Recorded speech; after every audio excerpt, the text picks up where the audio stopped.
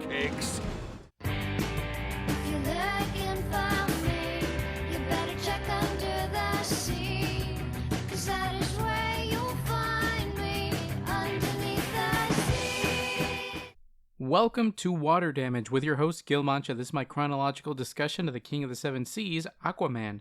Disclaimer, I will be actively getting and collecting issues as we go, and I'm trying to only cover issues that I have a physical copy of or are in a collected edition. I'm going to try to stray away from digital because I love physical media, but the DC Universe Infinite app would be a great way to keep up with the podcast. Be sure to hit the follow button on Spotify or preferred platform to get episodes as soon as they drop. If you play Injustice 2 on Xbox, you can join the official guild, Water Damage Podcast ID 0JMD4. There, our community can play games of Injustice 2, which is currently free on Game Pass. Regardless of who you play, you're welcome to come in and play, or just chat. Follow the Twitter or X account at WaterDamagePod to see when I go live. We can chat and play some games. In today's episode, we'll be covering Adventure Comics 266, Aquaman meets Aquagirl. Links will be in the podcast notes. The issue was released in November 1959. Let's take a look back at what else was happening that day in history. Do it again!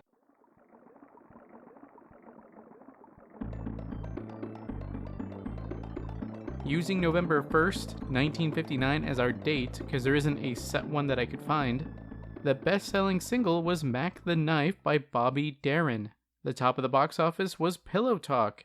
If you're a kid or teen, you're probably watching Looney Tunes, Heckle and Jekyll, The Rough and Ready Show, and Clutch Cargo. As for toys, children are playing with photoelectric baseball, basket miniature basketball, Play-Doh, and Metal House robots. Later this month, the steel strike of 1959 will end. Mac the Knife is a song that sounds positive or pleasant, but the lyrics reveal some darkness. It's talking about being stabbed and cement being used to weigh someone down after being drowned or discarded. Here's some segments from the song that make it clear to me. And somebody's sneaking around a corner. Could that someone be Mac the Knife? Now, did you hear about Louis Miller? He disappeared, babe, after drying out his hard-earned cash. And now McKeith spends just like a sailor. Look out, old Mac is back. I haven't seen Pillow Talk, but the summary is, an interior decorator and a Playboy songwriter share a telephone party line and size each other up. I don't know if it's free anywhere, but you can buy or rent it on Vudu, Hulu, Sling TV, Apple TV, YouTube, Redbox, and Prime Video. Looney Tunes is a classic show that we're seeing less and less of. Sure, it was in Space Jam. Otherwise, it's on Cartoon Network and Max, with it being available to buy on Vudu. Heckle and Jekyll are two identical anthropomorphic yellow-billed magpies. Sometimes one is smoking a cigar. I know I've seen them somewhere. The show itself isn't familiar. The Rough and Ready Show is a Hanna-Barbera Productions cartoon about a smart cat and a dumb dog that battle crime. There's 156 episodes, but I don't think it's available to watch officially anywhere. But if you try searching it, you might find it. Clutch Cargo is probably the most interesting in terms of popular culture significance to me personally. It's about a pilot who takes on dangerous assignments with his young ward, Spinner, and his pet dash hound, Paddlefoot. Very little is animated, and the most distinct feature is that their mouths aren't animated, but it's like a little video of a person's mouth actually moving and doing the voice lines. It's on Tubi, Sling TV, and Plex for free if you're interested. The show itself isn't as important as where I first heard about it. It was referenced during a TV signal hacking on the night of November 22nd, 1987. Two stations in Chicago, Illinois were hijacked, briefly sending a pirate broadcast of an unidentified person wearing a Max Headroom mask and costume to thousands of home viewers. During it, he referenced several things like New Coke, hummed the tune of Clutch Cargo, a sportscaster Chuck Swirsky, and other random topics. The person has never been identified, and no one's ever come forward about it outright, even though I believe the statute of limitations have passed. I've heard a couple of theories, but no one's been named officially. My favorite theory is this random guy on Reddit who was a young teen hanging out with older teens and young adults that took part in some kind of hacking group in a hacking scene in the late 80s. He met a couple brothers, one of whom seemed to fit the personality of the Max Headroom hijacker, and the two had told the youngster to check out the channel later that night. They end the post saying that they don't want to reveal the names because everyone's moved on and they don't want to get anyone in trouble. Not rock solid, but there's been other accounts that seemed just as likely, so we may never know for sure. The biggest aspect working against this one is that the station has said that no commercially available method was sophisticated or strong enough to stop an official broadcast. So they wouldn't have had the equipment to do so, especially kids. If they're speaking the truth, then it would be impossible for the Reddit poster to be correct about his theory. Or maybe he's just lying. I think we've touched on most of the toys except the Metal House robots. Turns out they're battery-operated tin toy robots. They're made to look more fancy than they really are. The Steel Strike ended with a raise, but not as much as they wanted. However, the union won an automatic cost of living wage adjustment and greatly improved pension and health benefits. While not ideal, they did come out of it better than they went in. If you're familiar with the song, top movie, or other events, let me know. On the Spotify app at least, you have a Q&A section where you can reply to my question of what do you think of this issue. You can do it there, social media, or even the YouTube VOD for this episode. While you're there, I have a poll too. What other DC hero would you like to see covered like we do Aquaman? The choices are Dick Grayson's Robin and Nightwing, Sergeant Rock, Blue Beetle, all three, Booster Gold, and Shazam. You can pick as many as you want. I'd love to see what you guys think. That's a taste of what the world was like when Adventure Comics 266 was released. I'm reading this thanks to Aquaman, a celebration of 75 years, but it's also available via the Aquaman Archives Volume 1 and Showcase Presents Aquaman Volume 1. As of recording, the issue is not available on the DC Infinite app, so besides the three sources, I'm not sure where else it's commercially available. Just like the other issues we've covered, Adventure Comics is an anthology of stories, and this is the second of three, all behind Superboy. Per usual, it's either in the middle or last. Nothing's beating out the Golden Boy. Again, it's called Aquaman meets Aquagirl. Aquaman's gloves are yellow like in Superman's girlfriend, Lois Lane number 12. I hate the fact that they remind me of Dexter's mom in Dexter's Lab. That said, the Showcase Present series being in black and white also means that it may affect your reading of this particular issue. More on that later. The story was written by Robert Bernstein, penciled and inked by Ramona Fradden, with editor Mort Weisinger. This cover of Adventure Comics focuses on the Superboy story, so we'll focus on the first panel of the Aquaman story. The Aquaman name is written in red. In the panel, we see two octopi holding up a giant clamshell. In it is a seal and a blonde woman who's dressed just like Aquaman. Her hair is flowing behind her, and she has an eel loosely wrapped around her hand. In the background, we also see a turtle and some sharks. She says, "Look at me, Aquaman. If you're the king of the sea, I am a queen. I can do everything you can do underwater. I can even command your sea creatures," which kind of sounds antagonistic, not gonna lie.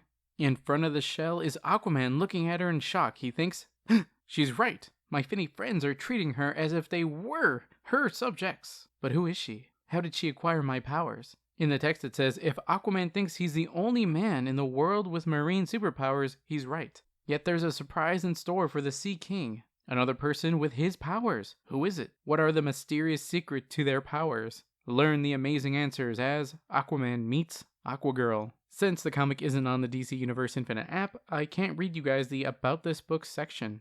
After the break, we'll summarize the issue. Is Aquaman finished? Can you make it to the bathroom before we return with part 2 of the show? What it do, guys? Manjoume here, and if you like board games, especially deck building games, you should check out @team_thunder on YouTube. There we have unboxings and games of Legendary, a Marvel deck building game, the DC deck building game, the Transformers deck building game, and many more. That's also where you can find VODs for this and Accelerated Visions, a Spider-Man 2099 podcast where you can directly leave a comment and we can discuss the issues. The Superman Aquaman Hour of Adventure, featuring Aquaman, King of the Seven Seas, and your favorite comic book superheroes in their own adventure stories. It's 60 minutes of thrills and fun, next on most of these stations.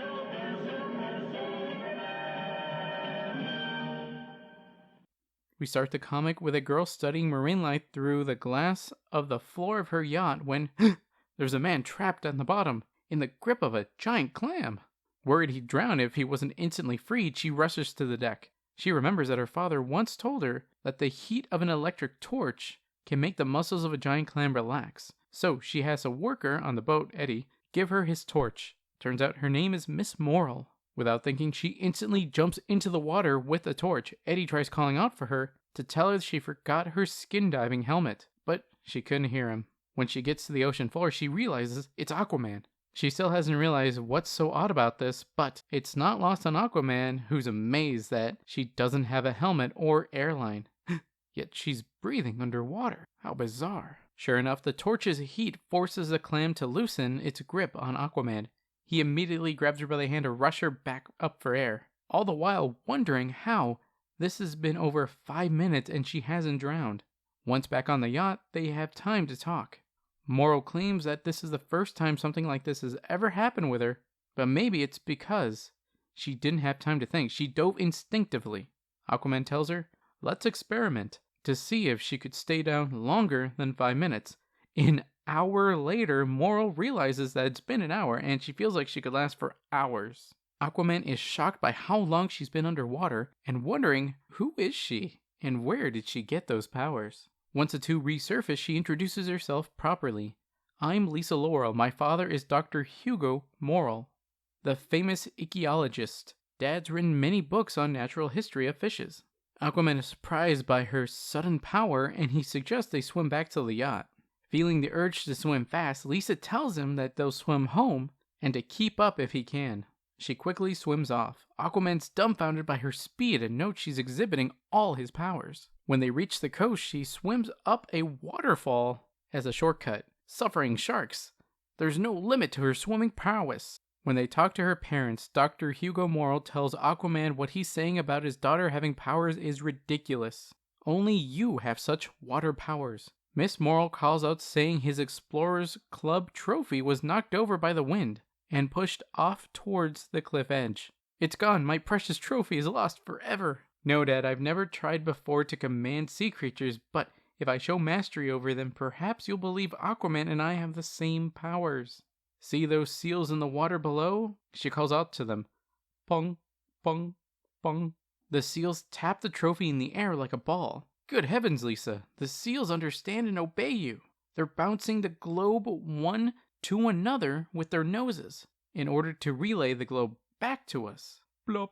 She catches the trophy. Well, Dad, do you believe me now?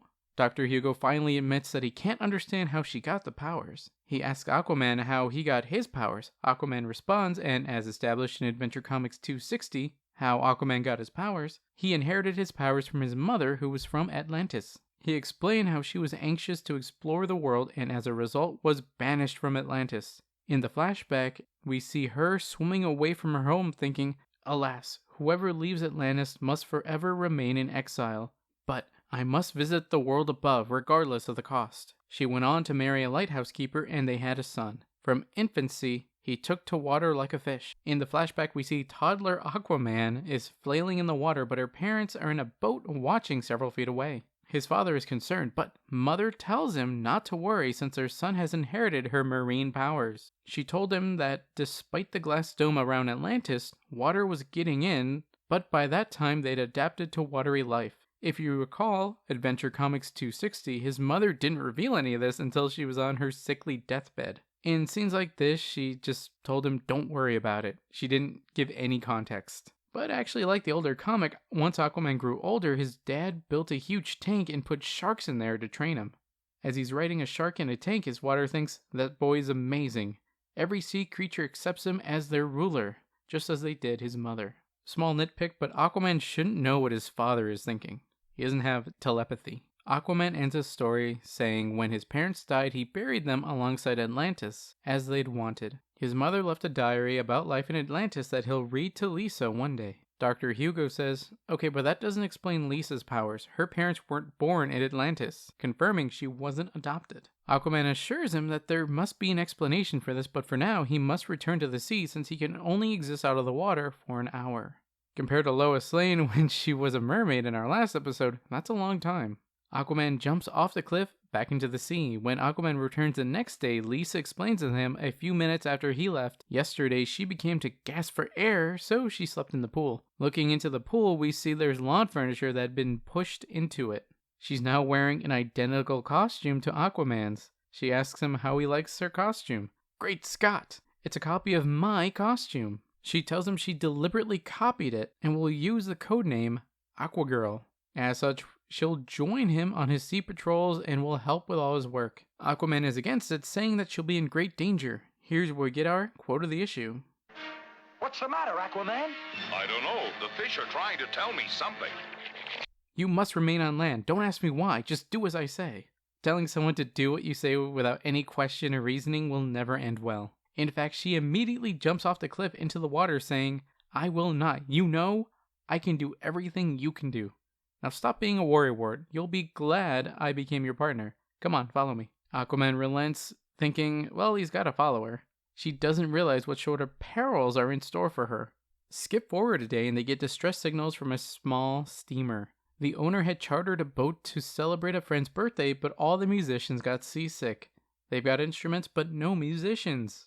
Lisa isn't as well versed with Aquaman's antics as we are, so she asks him where can they even find musicians out here, and suggests they should just finish their patrol.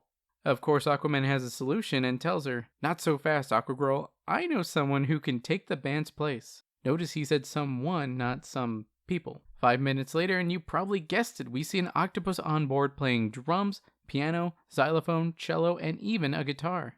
It plays with each instrument pretty well, and the crowd happily sing happy birthday. Aquaman tells Aquagirl, I had trained my pet octopus Topo years ago how to play a few simple tunes like happy birthday on any instrument. I don't know how realistic that is to train an animal a bunch of different instruments like that. Also, I don't like how he calls him a pet. They should be friends, whatever. She responds, I guess you can handle any emergency. They all gotta learn sometime. Although we should probably remember that when she first met him, he was in trouble. So there's that too. Now the next day, Aquaman spots an iceberg and is worried that a ship will crash into it. He asks Aquagirl what would she do if she were alone. She knows just the thing and summons several whales to tackle the iceberg. Crash! Crash! Aquagirl hasn't seen those iceberg videos on YouTube, so she thinks the problem is solved, but Aquaman points out that you forget that most of an iceberg lies beneath the waves. This one is too huge and heavy to be moved by whales, and a ship's coming. By this point, a freighter starts approaching, but it's making too much sound for Aquaman to yell a warning. Blum, blum, blum. Instead, he gets in front of the ship and summons hundreds of luminous fish and arranges them around the iceberg to make it easier to see. From the ship, a person can be heard telling the ship to turn hard left so they can just manage to avoid a collision. The next day, as Aquagirl explores an undersea grotto to collect some rare shells for her father, she starts gasping for air and drops the shells. Good grief! Suddenly, I can't breathe. I can't swim. I feel crushing weight on me. The pressure of tons of water. Aquaman comes to her aid, thinking, I feared this would happen. I must bring her to the surface, but fast. He's not wrong, but he didn't have to think it like that. Just bring her up. When he does, she's seen there on a rock looking up at him asking, what happened? I felt as if I would drown down there. Pulling a diary out of his shirt, Aquaman tells her, yes, Lisa, I expected it. That's why I warned you against patrolling with me. You see, you've lost your underwater powers. He opens the diary, explaining that the first day he left her house, he read his mother's diary about life in Atlantis. According to it, because of continuous seepage through the glass dome, our people had to adapt gradually to sea life. However, some children were born who were throwbacks to an earlier era. They could adapt only a brief time to underwater life and eventually would die in Atlantis' watery world.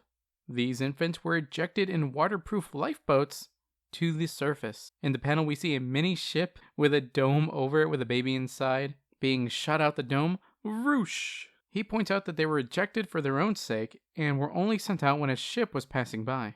In the scene, we see a large ship in the distance and a small boat with sailors grab the baby ship. It's a baby. But how did it get into the middle of the Atlantic Ocean? Back to present day, Lisa asks him, but these few infants were sent away from Atlantis. What does that have to do with me?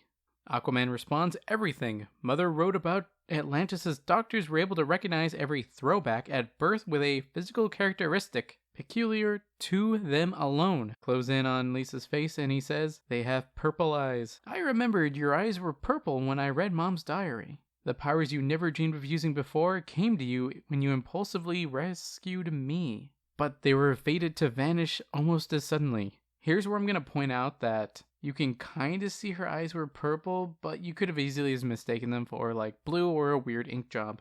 Of course, in the black and white of the Showcase Presents series, there'd be no indication at all, no hint. Later that day at Dr. Morrell's house, he admits he lied to Aquaman 20 years ago. While cruising on his yacht, he spied a tiny lifeboat floating in the water. Being childless, they raised her as their own. Lisa tells Aquaman that because of all of this, she's no longer his partner. But they'll remember forever the brief time she was Aquagirl and thanks him. That's where the story ends. After the break, we'll go over some thoughts and feelings about the issue. Wait a minute. That was no joke. Somebody tried to kill me. That or we're not paying Mr. Slippery enough. Holy Neptune's trident. This has to be the work of the Legion of Doom. Hey, there's an echo inside my head. Echo. Echo. Echo. You okay, Aquaman? Echo. Echo. What? Oh, no problem. This was an interesting story, but it is hurt by a couple of things. I don't like how early on Aquaman was against Lisa joining on the patrol, but didn't go into any detail. Not only did it not give us, the reader, any reason to be on his side, but it also made us be on her side. And it turns out that later on, this decision almost drowned her. Had he mentioned something about a bad feeling or this reminds me of something, maybe Lisa could have been reasoned with or only have gone into deeper water while Aquaman was present. Despite what I said earlier, I don't really blame Lisa for being reckless. She got these awesome new powers all of a sudden, and there's no indication that they would just, turn off. Think of Spider-Man origin stories or even Invincible. Those are the first of many stories surrounding the characters with powers. Sure, there might be a storyline or arc where they lose their powers, but that's not their main state. Maybe change the costume, and I'd be happy to have Lisa as Aquagirl on a semi-permanent basis. I don't think she is, but I'd like to see her as a Titan, maybe age her down a few years to make her a teen.